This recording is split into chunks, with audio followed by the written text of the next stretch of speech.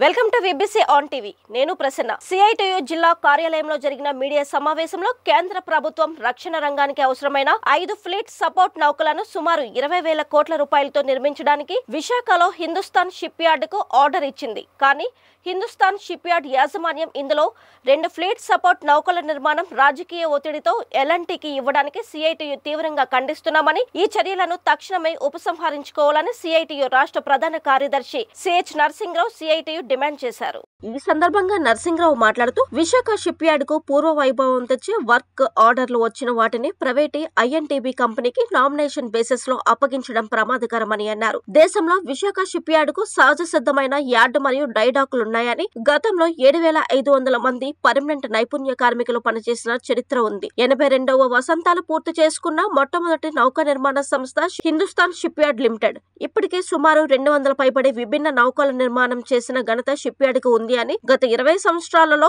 Ship yard కు వచ్చిన భారీ వర్క్ ఆర్డర్స్ ను షిప్ యార్డ్ ఎందుకు ఉపయోగించుకోలేకపోతున్నదో సీఎండీ సమాధానం చెప్పాలని డిమాండ్ చేశారు.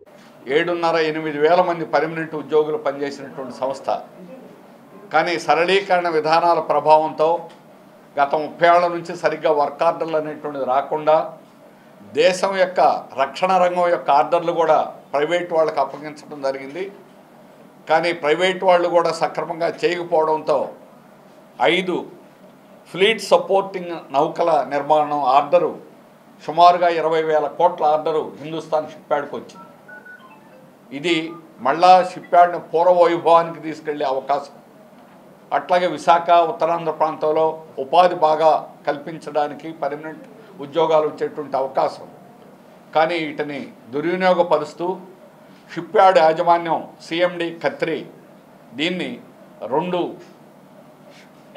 ఫ్లీట్ సపోర్ట్ నౌకల యొక్క ఆర్డర్ని ఎల్ఎన్టీ కంపెనీకి నామినేటెడ్ బేసిస్గా ఇచ్చారు. ఆ విధంగా దీన్ని ఈ వర్క్ ఆర్డర్లు పూర్తి చేయడానికి మౌలిక సదుపాయాలు ఉండాలి, స్లిప్వే ఉండాలి. అయిన తర్వాత దాన్ని సముద్రంలోకి వదిలేదు. దాన్ని నిర్మించే ఆర్డర్ కూడా ఎల్ఎన్టీకి ఇచ్చారు.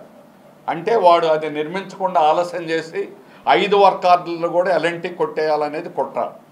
అందుకని ఈ సిఎండి మీద దర్యాప్తు చేయాలి, సిబిఐ ఎంక్వైరీ చేయాలి. ఈరోజు షిప్ యార్డ్కి వచ్చినటువంటి ఆర్డర్లను ఈ రకంగా ఎల్ఎన్టీకి బదిలీ చేయడాన్ని సిఐటియు తీవ్రంగా ఖండిస్తున్నది.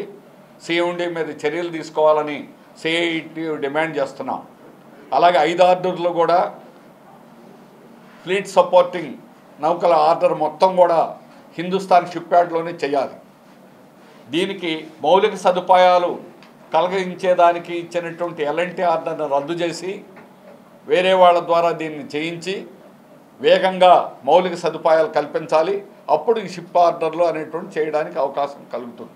ఆ విధంగా జరిగితేనే షిప్ యార్డ్కి ఇచ్చినటువంటి 20,000 కోట్ల ఆర్డరు నిలబెట్టుకోవడం అవుతుంది.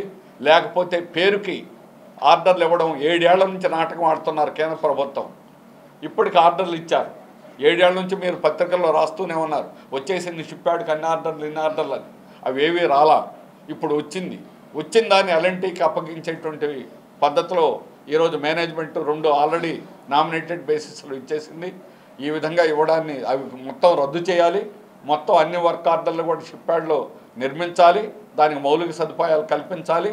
దీంట్లో జరిగేటువంటి వెనక నుంచి రాజకీయ ఒత్తిళ్లు, బీజేపీ ప్రభుత్వం ఎటువంటి ఒత్తిళ్లతో దీన్ని ఎల్ఎన్టీకి అప్పచెప్పాలని ప్రయత్నిస్తున్నారో ఆ రాజకీయ ఒత్తిళ్లన్నింటినీ కూడా విరమించుకోవాలి. అలాగే దీనిలో రిక్రూట్మెంట్ జరుగుతూ ఉంది. ఆ రిక్రూట్మెంట్ జరిగేటువంటి దానిలో ఇక్కడ ఉన్నటువంటి అధికారులకి 5 రెట్లు అదనంగా రిటైర్డ్ నేవీ అధికారులకు అనుభవం లేనటువంటి వాళ్ళకి, అర్హతలు లేని వాళ్ళకి తీసుకోవడం జరిగింది. దాన్ని కాక్ తప్పుపట్టింది.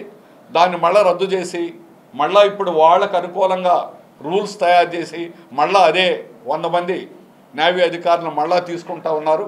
ఆ విధంగా ఈ నియామకాల్లో కూడా తప్పులు జరుగుతున్నాయి.